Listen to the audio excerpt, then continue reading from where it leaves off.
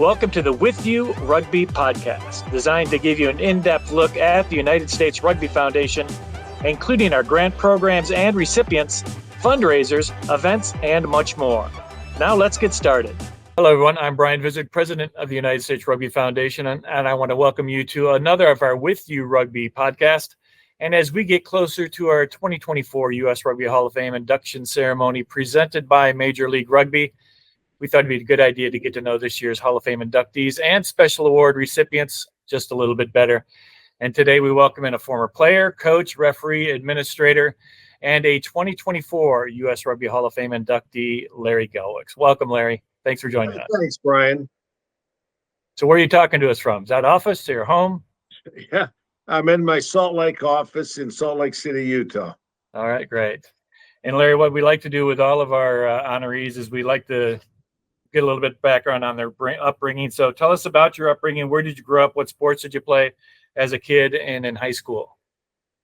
Well, I was born and raised in San Francisco, lived right in the city. Also, then later on moved out to the East Bay. We spent some time down in the San Luis. So I went to high school in Walnut Creek, actually. We later moved, as I said, from the Stonestown district of the city out to the East Bay. And in high school, I played football and wrestled. And, I just had a lot of fun with that. I will tell you that the first rugby game that I ever saw, I was 16 years old. And it was out at St. Mary's College in Moraga, of all places. And I remember thinking, well, this is the craziest thing I've ever seen, but it looks kind of fun because you get to smash people, and I had no idea what was going on. But, growing up in the Bay Area in San Francisco, there was rugby there. A lot of it expat. Growing up years. And, it was a wonderful time of my life growing up in the Bay Area and playing ball and just having a lot of fun. Now, you were a pretty good football player in high school and wrestler in high school. Did you get any looks from any colleges in those sports? I had a chance to play at smaller schools, D2 or JCs, but I wanted to go to Brigham Young University, which is a D1 school. I had the heart, but not the body for D1 football. I was kind of a slot receiver, and I think I played okay and wrestled and had a lot of fun with that. But it was at Brigham Young University there in Provo, Utah, which has one of the great programs in the country. That in the apartment complex that I lived in as a student, several of the BYU rugby players lived in the same apartment. And they were buddies, and I got to know them, and they just invited me out to their games. So I started watching the games, and they would explain it to me. And one day, one of the guys said, "Hey, Larry, why don't you come out for the team?" And I said, I don't know anything about rugby. I don't know how to play. And they said, none of us do. But come out anyway. And so I tried out, and believe it or not, I made the team and ended up playing 3 years for BYU. And that was just the capstone, I think, of my college career. Then after I graduated, I played on a men's competition team. And that's where I tell people I learned to run really fast, Brian, because particularly in Utah, we have a large Polynesian population. I had these Tongans and Samoans chasing me on the field, and I knew I'd get stomped in the ground if they caught me. So I learned to run very fast. Now, what made you go to BYU? What were the deciding factors to attend there? I liked the school. My mother had attended BYU, and I think I wanted a chance to, get out of state, live on my own, which I did. And it was a great fit for me. I so enjoyed my college years. Yeah, and BYU, as we know now, very strong program. Were they strong back then? How did they rate back then compared to other Yeah, colleges? back in 1972, I believe it was, they were awarded the National Collegiate Championship. And I say awarded because there was no true playoff. And 72 was my first year playing. And we had a great team. We really did. The uh, BYU attracts students with their affiliation with the Church of Jesus Christ of Latter-day Saints, kids from all over the world. And so you had some really good rugby players from the Pacific Islands, England, the UK, South Africa, Australia, New Zealand coming in. And that gave a real boost to the team with experience. In what position did you play? I was a number 9, the scrum half. All right. And I will tell you something. We all had nicknames on the BYU team. And here it is. First time ever publicly acknowledged, because our nicknames were all kind of private. My nickname on the BYU rugby team was Ferret. Now, ferret's a small animal that runs like this. And that's what they say. I'm not going to lose you on a 100-meter run, but I will jock you out as I run like this and then dish the ball off. That was my nickname, is Ferret. All right, Ferret. Now, Yeah. after you graduated from BYU, I'm in big trouble now. I've disclosed that. After you graduated from BYU, you accepted a position as a teacher at a seminary for the Church of Jesus Christ of Latter-day Saints, which was close to Highland High School. You became an assistant coach for the varsity football team and also coached wrestling there in the winter. What inspired you to become a coach, and why did you select Highland? Well, I had selected Highland because they had a position open. In Utah and some other states too, there is students are released for a religious education, religious philosophy, and several denominations, Catholics, Baptists, the LDS Church, and others do that in Utah and other states also. The kids don't get school credit for it, but they are released, and there's a facility usually across the street. And but in addition to that, I also taught a PE class at the high school, and I took a position at Highland because there was an opening. I had finished my master's degree at BYU, started some PhD work, and I was that was transferable, and I'd planned to finish it at Purdue, and decided to take a gap year off. I gave a whole new meaning to the word poor in college. And that's okay. I was going to school. I had an academic scholarship, which was tuition only, but I was working, playing rugby, having a great time in my life. But I said, in fact, when I took the job, Brian, I said 1 year only. I'm all set to go to Purdue. And, I was single at the time. And on a blind date, I met Kathy, who I thought was the most beautiful girl in the world, and one of the few that would actually go out with me. Okay.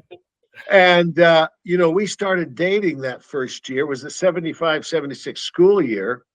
And I thought, I got to stick around and see if this goes anywhere. And we got married the next year. I ended up teaching 4 years and then jumped into the airline and travel industry, which has been my career for 45 years. But going back to Highland, I teaching a PE class and I just helping out at the school. And I was hired then. They approached me because I'd played football also, and would I be an assistant varsity football coach? And then I had wrestled competitively, so would you help out with the wrestling team? I just loved it. A coach can have such a salient effect, particularly upon young players. And I always felt if we can help these young men learn to grow up with their heads screwed tight on their shoulders, their feet on the ground, and hopefully avoid some of the junk of life, Well, that's what a coach does. Why the rugby team? Well, I had nothing to do in the spring, and I thought what every young man needs to do is to play rugby. And we started that team the spring of '76. And never in my wildest dreams, Brian, did I think I would end up coaching rugby at Highland for 36 years. Incredible. Now, Larry, did the team enjoy immediate success, or were there some bumps in those early years? Well, I can say that we were the state champion in that first year because we were the only high school team. Okay. I guess we were first and last, but no, other teams quickly came. And I remember the very first game. It was in March of 1976. We had no other high schools to play early on. Now, later in the season, some other schools started rugby teams, but we were the first. So our first game was against the BYU the B team, or the second side. And I remember John Seger looked at us, and he had been my coach at BYU. We had to have somebody to play. And I said, keep your reserves to 18, 19 years old. So I don't want to be playing against 25-year-olds, Right. And which he did. And I remember he walked over to me as the teams were warming up. Our boys had been practicing for maybe 2 or 3 weeks. And John Sager said to me, and we had the brand new uniforms on. First time we'd ever worn. He says, well, you look good. Let's see how you can play. We lost that game, but we vowed revenge and played them again later and actually beat them. And so I don't know if you'd call it immediate success, but we ended the season with a winning record. Promising start. Yeah. And Larry, for those who don't know, you built a dynasty at Highland. Highland was the Utah State champs 36 years in a row.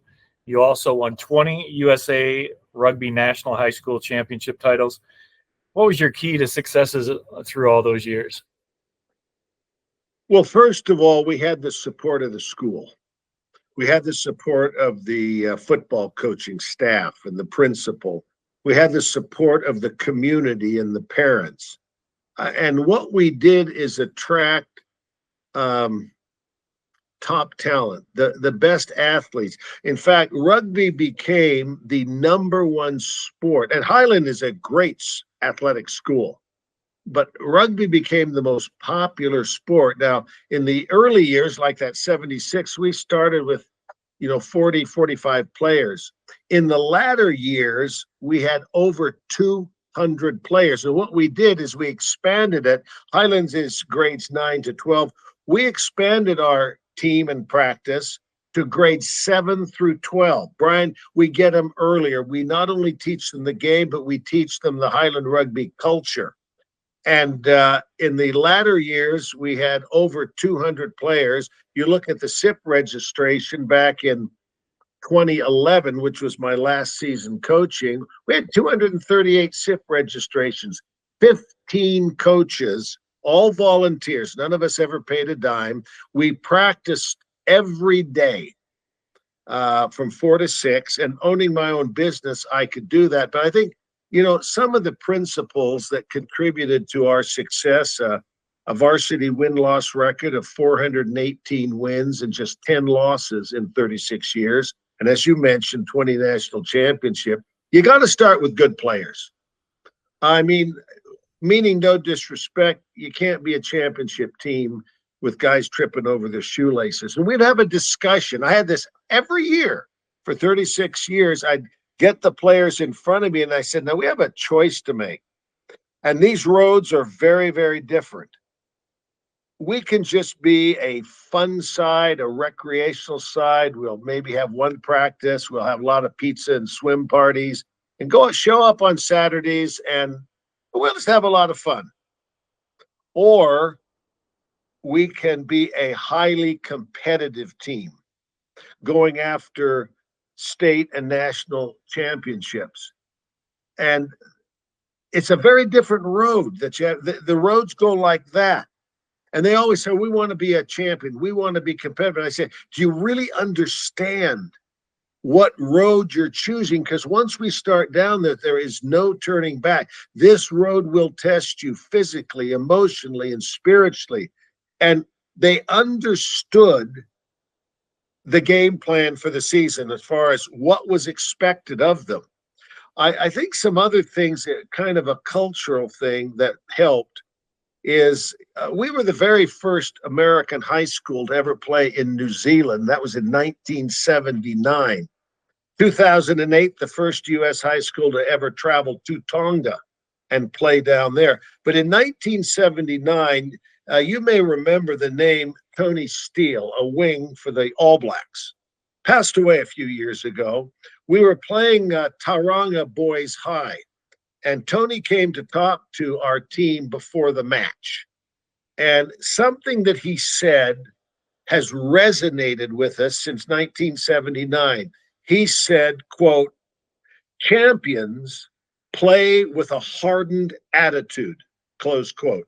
I have modified that for our boys, and we repeat it all the time, is champions play with a hardened attitude, not a hard guy attitude, but a hardened, focused, steel attitude. One of the things that we did with that, Brian, is that on the first 15, every player on a set play, every player, all 15, had to know the assignment of the other 14 players. It wasn't like just an X and O. Okay, I'm a loosey, I'm a loose forward, I'm a wing. This is what I do. No, you have to know where the ball is going, where it's to be. You have to have a sense of the ball. And the first side, had to know every assignment of every player on that field, because things don't always go as they as they should. I think there was a culture of we, not me. And attitude and effort is everything. I found, assuming good talent, attitude and effort is more important than natural smarts. Yeah. And we'd teach the boys expect to win, WIN, as an acronym of what's important now. What do I have to do now to get what I want tomorrow in life, in relationships, in sports, in rugby? You know, the national championship, which isn't held anymore, there is a national invitational tournament. But when USA Rugby was sponsoring a true national playoff, that's played at the end of May. But we understood that championships are not won in May. Championships are won in June, July, August, after the football season. They're won in December and January and February. We would start practice. Now, keep in mind, we got over 200 boys. We would start practice for what I call the possibles and the probables in January, indoors, 3 days a week. And we in the big gymnasium there at the school. And that was by invitation only, about 50 boys. And then practice, because we live in snow country, outdoors, we always had the first Monday of March as our official outdoor training date, subject to weather conditions. And so we understood that the championship is not won in May. It's all these other things when their buddies are out, you know, eating pizza and going to the movies. Our boys are in the film room in January. They are training. They're in the weight room. They're paying a price. There is what we call the law of the price tag. Everything in life has a price tag. And if you're not willing to pay it, you'll never change it. Nothing good in life happens by wishing, wanting, or hoping. Good things happen by doing. And finally, the other cultural item is focus on the final score. I never got too worked up at halftime or during the game. It's how do I get my team to the end of the game where we want to be? That was our focus. And we had something on the varsity we called the squeeze, the starting 15 players on the field. They're locked arms and they're just squeezing, feeling each other's strength. And I would be just outside that circle. They'd probably break every bone in my body if I got in it. But I would say two things, and then I would leave them for the big squeeze that the captains would lead. I'd say, it doesn't matter who scores, only matters that we score. And then I'd say you go out with the understanding legally, if a boy ever gave a cheap shot, if the referee didn't get him, I'd pull him out of the game. Scores, it only matters that we score. And then I say, now go out and hit them so hard that you take their mind out of the game. That's kind of where we are. It's a good winning formula there, Larry. Seemed to work for you. Yeah, it did. Yeah, it did. Hey, you mentioned the film room, and most rugby enthusiasts know that the movie Forever Strong was about you and the Highland program. How did that opportunity come about? Did you get a call from someone in Hollywood? Walk us through how that whole process started and what your role was in making the movie. Oh, well, I get this call from the studio, and I think I'm being punked on MTV or Candid Camera. Like they say, who calls you up, Brian, and says, I want to make a movie about your life? Okay, who is this really? And I could see it was an out of the area number, and they convinced me they were real. And they said, can we come to Salt Lake City? And what I found out is they'd been down in New Zealand for several months doing a film. A lot of movies, Lord of the Rings, all shot down under. And they'd fallen in love with the game of rugby because I asked them, how'd you get my name and number? And they decided that they wanted to be the first to make a major motion picture on rugby. I mean, we have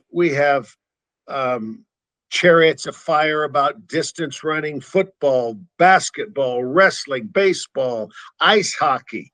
We've got all these sports movies, soccer.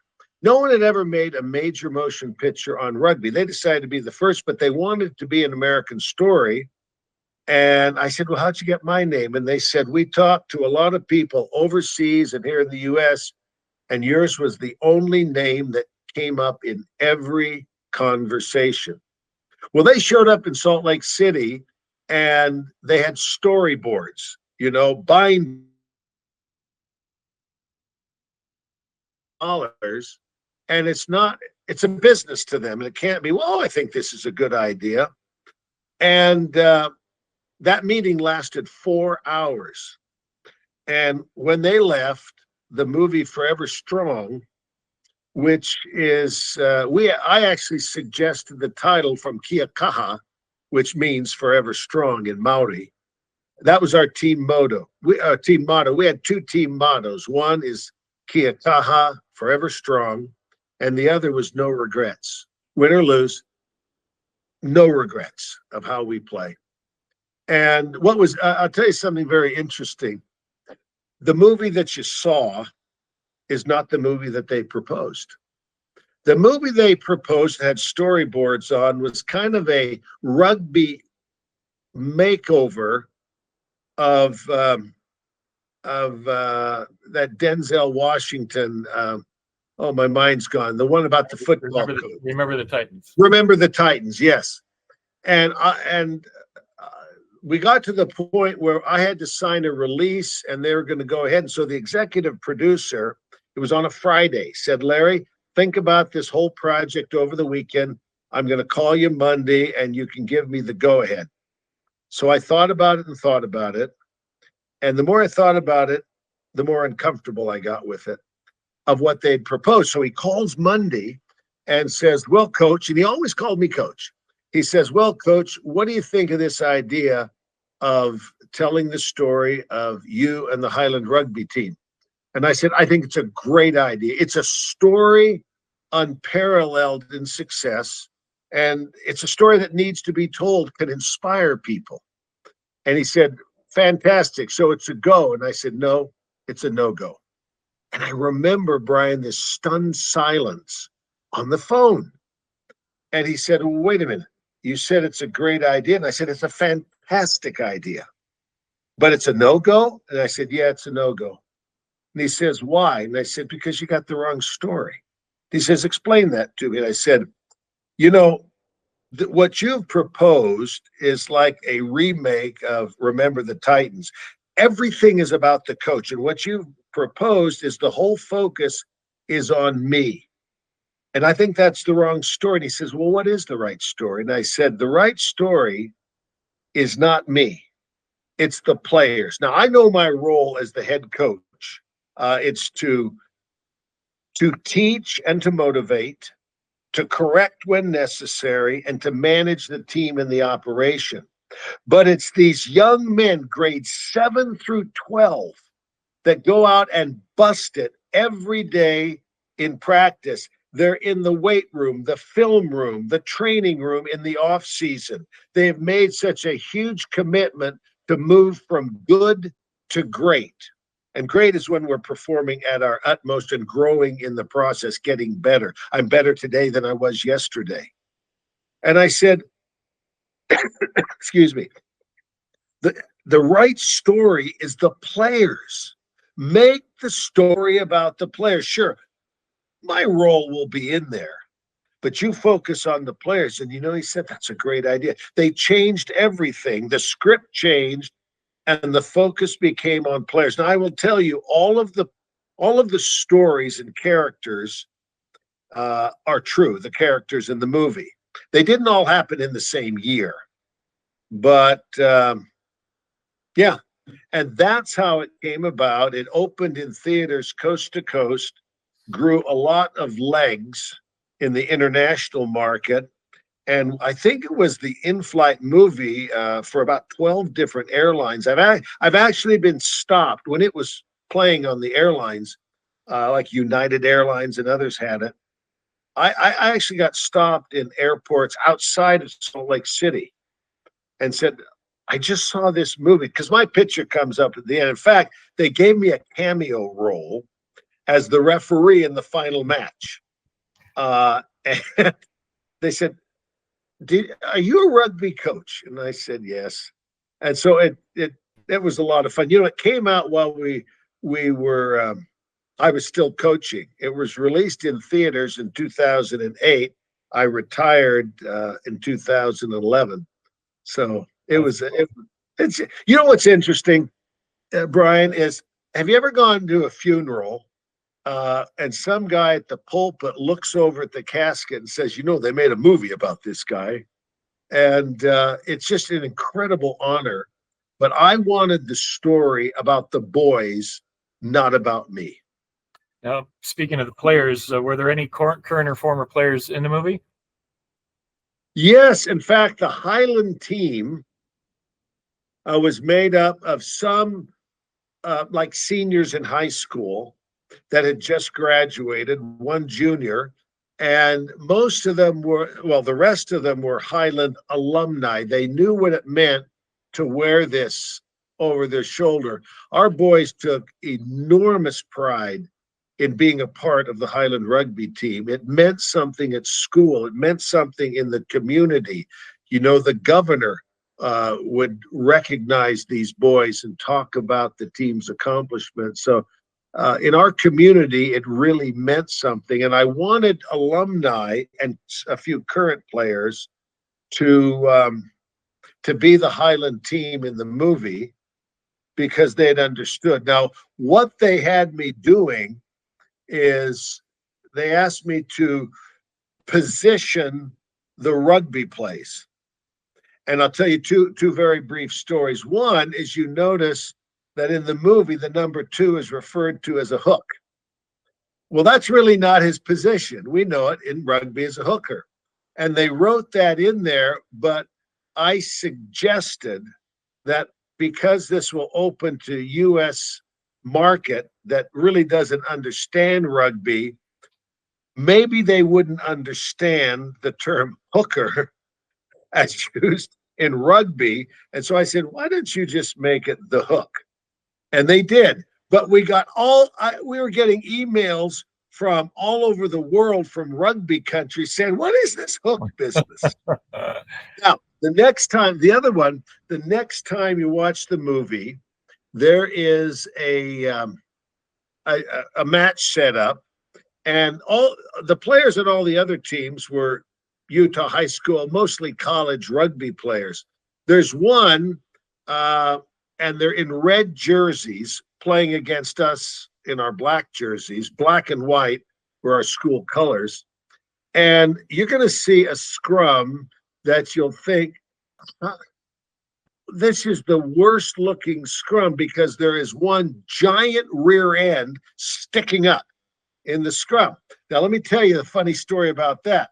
Haloti Ngata played all 4 years, went to Oregon, All-American, and he signed a rookie contract in 2006 when they filmed the movie with the Baltimore Ravens in the NFL. He signed a $12 million rookie contract, but practice hadn't started yet. And so Haloti, who I'm still very, very close to today, he just retired from the NFL, and he was signed as a franchise player later on, all pro year after year as a defensive tackle. Catch this, Brian, in high school, Haloti was 6'4", 325 pounds, and he wasn't like a fatty. He was just, I used to say, Haloti, you are a freak of nature. And he would just run. Think about that in high school. When he finished at Oregon and went to the NFL Combine, he was 6'5", 350 pounds, and ran a 4.87 40. Brian, that's insane. Anyway, so he comes to the filming of the movie and he says, hey, coach, I want to be in the movie. And I said, no. And he had this crestfallen look on his face. He says, why, coach? And I said, Haloti, you just signed an NFL rookie contract for $12 million. But if you get hurt, you don't play in the NFL. You lose your $12 million. And he goes, oh, coach, I won't get hurt. I said, no. And finally, I said, okay, I'll put you in one scene where it is impossible for you to get hurt. It was just a scrum, and I said, but you don't run, you don't tackle, you don't carry the ball. And they had trouble finding a jersey that would even fit him, And so they're filming this. And I think Daniel Christensen, who's now playing Diego, was the scrum half in it. And anyway, so it's filming, and the ball comes.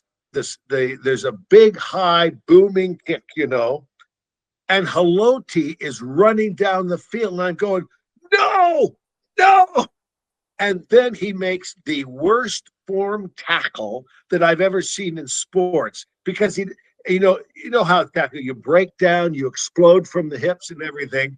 This poor guy catches the ball, and this monster of a man is standing right in front of him. He just stops and bear hugs him. And it was the worst tackle, but he didn't get hurt. I pulled him right out and said, Haloti, I told you can't tackle anyone. But I didn't get hurt, coach. And I said, yeah, out. Funny. Now, you mentioned no regrets as one of the team mottos. Another salute to you was the 2012 Emmy Award winning documentary, Larry Gelwix, No Regrets. What did that documentary focus on? Was it about you there? That was about me and my family and the coaching career. A studio came to me and proposed it. They filmed it, and it won an Emmy Award, regional award, as the best documentary of the year. And that was 2012. You can go online and Google Larry Gelwix, No Regrets, and still see it there. But it focused on our family.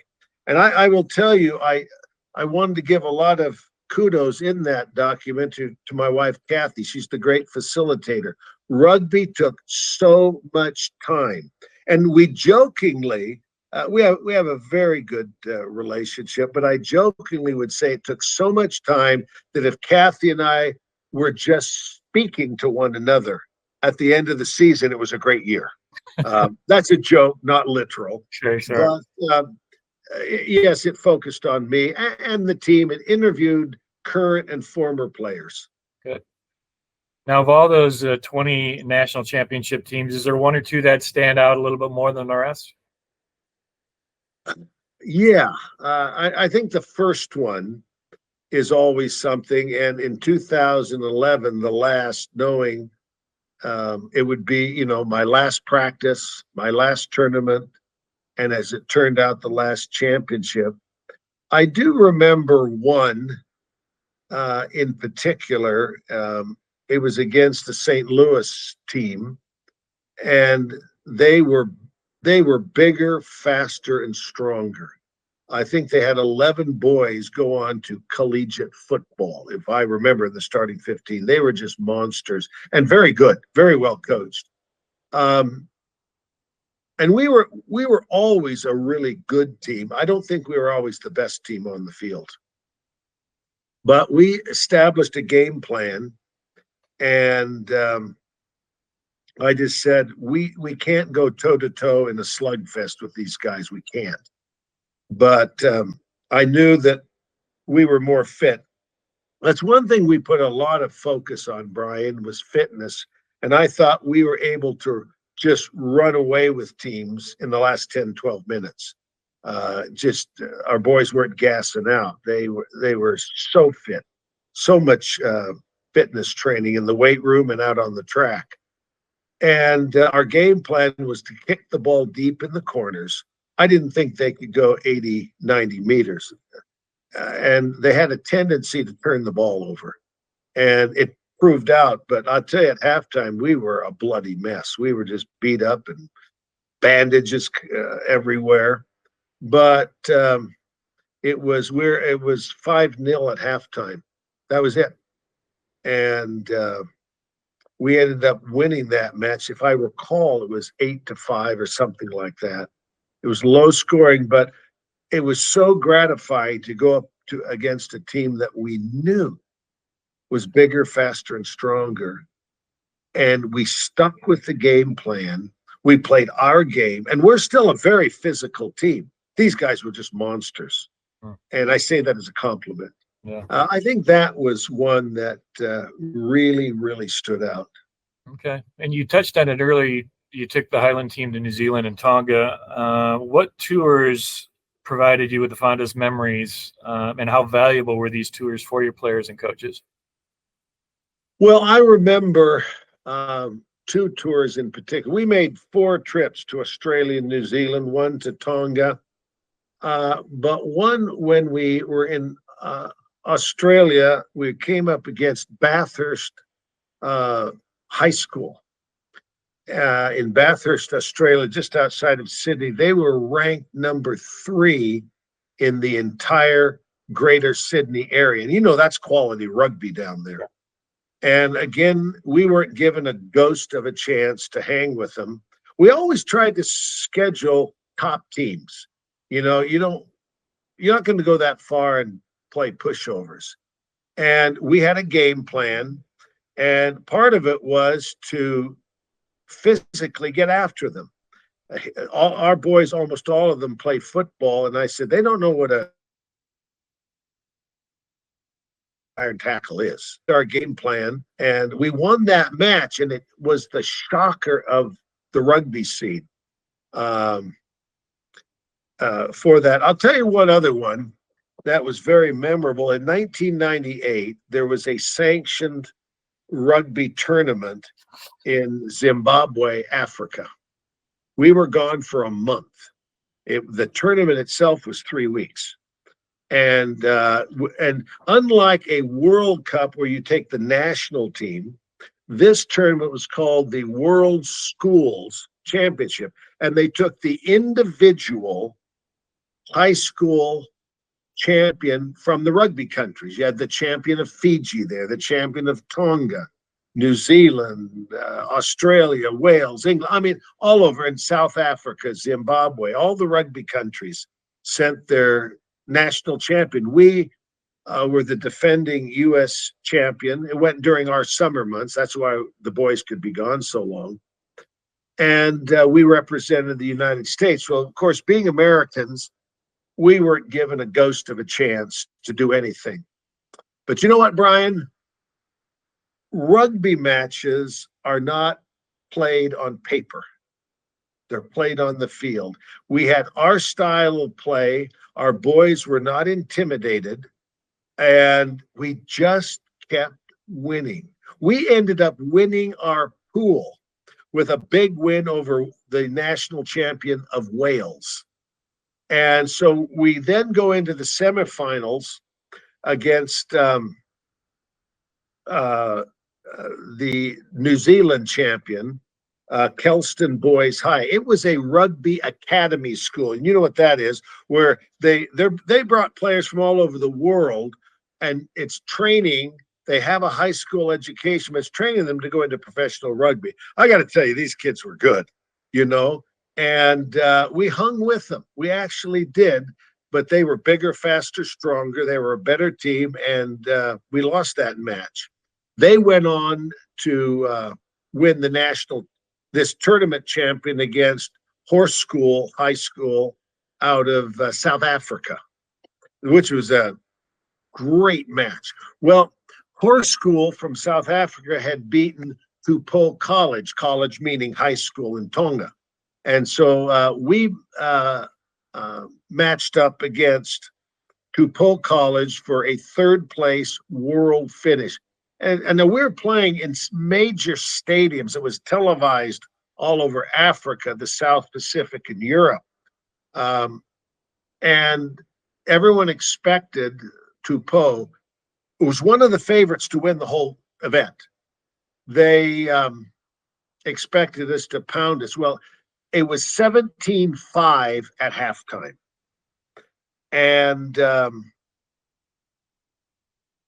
I remember in the locker room at halftime, I said to the boys, "Can you beat these guys?" And they said, "Yeah." And I said, "Have we played our game, or have we slipped into just being out there because this is Tupou College, the national champion of Tonga?"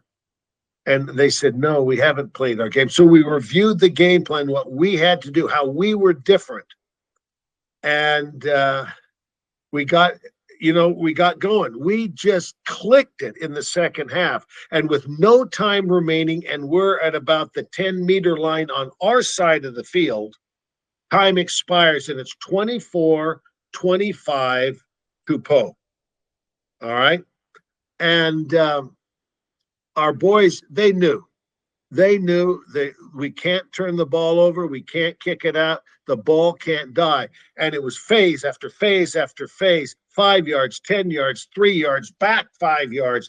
But they were just seeing they'd hit it, set the ruck up, hit it again, set the ruck up, hit it again, set the ruck up. And now we're about the 22-meter line on their side of the field. The crowd was going absolutely insane. And it was a huge monster crowd there. And we have a play. You do set plays at the line out in the scrum. We also have set plays that the captain or the scrum half will call at like a ruck or a maul. So we will come out of that loose play and we know what we're going to do. One of our plays was called hands. When a player is yelling hands, it's like, stop whatever you're doing, get him the ball. He sees something. He sees a gap. Morgan Scally, who is well known in the college football ranks, he's currently the defensive coordinator for the University of Utah football team and is regarded as one of the top coaches in NCAA football. Morgan was the fastest kid I ever coached. And he was our wing and also had a will to win that he would drag you over the finish line. He was he was our captain too. It was his senior year, so he had graduated. And we're about 20 meters out, and Morgan starts yelling, hands, hands. And the 12 skipped the 13, hits Morgan out on the wing, and he takes off like a rocket. Literally the dive, and he's hit twice as he goes in, scores up, and we win the match 25-24. That match was labeled as the single most exciting match in the entire tournament.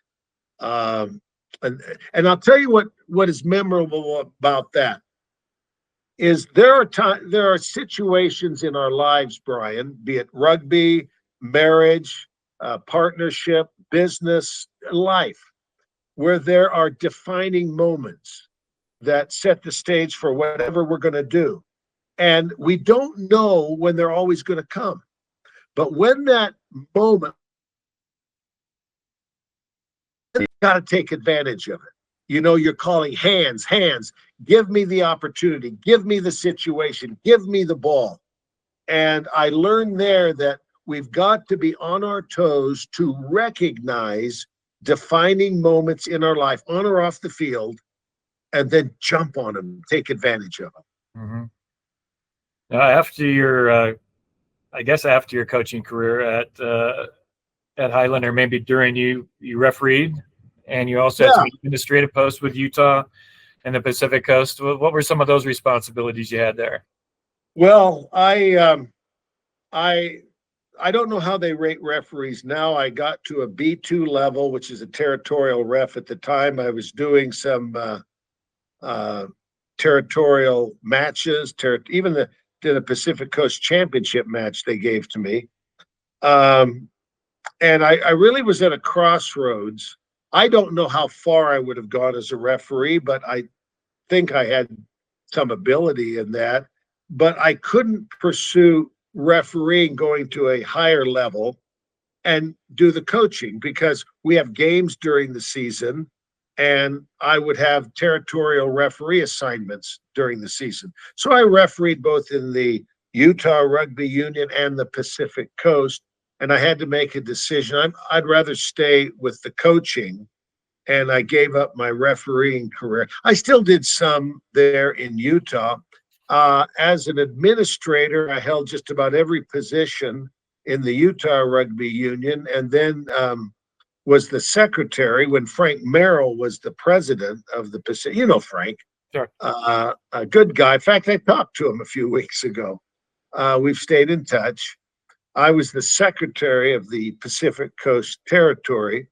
I was on the board of directors of USA Rugby, and for a number of years served as the chairman of what was known then as the High School and Youth Committee for USA Rugby. So, yeah, like you, I'm a rugby junkie.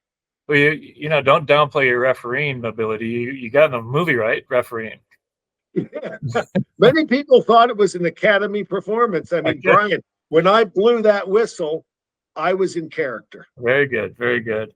Now, though you've retired from active coaching, you still communicate with your former players and others on a fairly regular basis. Yep. What do these communications consist of, and when did this tradition start? Well, it started early on, and I think it's a holdover of something I did on the team for the varsity for the first 15, and the first side, is I would have letters written by alumni to their position. An alumni who ran 13 would write a letter to the current 13 and would show up to practice and talk one-on-one with him, telling him what he expected of the current 13. And the current 13 would make commitments, and the alumni would hold him accountable. Not me, but the alumni would hold him accountable. And these letters were precious. Not only they'd write one during the season, but when we went to the national championship, they would write a letter and say, I wore that jersey. I was in the such and such national championship, particular year. I know the emotions that you're playing. And it had an endowing effect upon the team. They get a sense that it's much more, they're representing much more than culture, the community, the school. And the local media, TV and radio always followed them. And there's not a lot of spring sports that media follows at the high school level, but rugby was on the television and the radio in our community. And so it made a big difference. So I've continued that. I through email and through social media. I had lunch last Friday with our captain from the 1993 year. you know. And so I get together with them. We'll have some reunions. And I'll tell you this, I think most people judge me as a coach, for better or for worse, by a win-loss record that really is pretty darn good. 418 wins and just 10 losses and 20 national championships. But that's not how I want to be judged, Brian. That was a lot of fun. It was a lot of hard work. I want to be judged as a coach, which is a mentor, helping these young men grow up and do well in life, doing well in school, behaving themselves on and off the field. I want to be judged in 5, 10, 20, 30, 40 years after they have graduated, after they are no longer playing for Highland Rugby and for me. I want to be judged by what type of men have they grown to become? What type of husbands or partners are they in a relationship? What type of fathers are they? What type of members of their church or synagogue or community, whatever they're involved in? That's how I hope to be judged. And, we have players now, who are in their 60s, former players. The best part is I got a bunch of them who are AARP now, and they're my former players. And to me, they're still my boys, and they still call me coach. Cool. That's great. Now, Larry, you've been around rugby for a long, long time. Of all your rugby memories and accomplishments, are there one or two that stand above the rest? Yeah. I think we've highlighted some of the memorable games. Mm-hmm. Mark, who I was feeling like, and this would have been in the early 90s.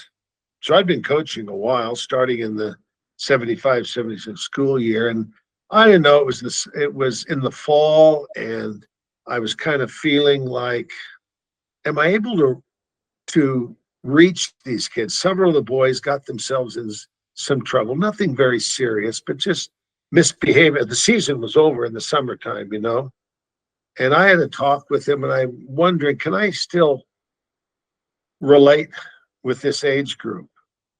So I was kind of feeling sorry for myself, I guess. And this young man, Mark, who had been captain that senior year, I ran into him in town, and he said, and he came from a difficult home life. He said, "Oh, Coach, I've been wanting to call you and thank you." And I said, "Only discipline that I've had in high school, the only one. My family situation, which was a mess."